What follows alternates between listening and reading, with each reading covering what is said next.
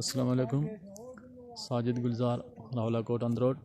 इस वक्त हम मौजूद हैं जिस जगह पे, ये इलाका चक्यास फारूक कोटा से थोड़ा पीछे अब्बासपुर की तरफ आते हुए, और ये सामने जो हमें दरख्त नज़र आ रहे हैं, ये वाले जो दरख्त बिल्कुल ये वाले जो दरख्त नज़र आ रहे हैं, इस दरख्तों के बीच में बॉर्डर लाइन है। इस तरफ जो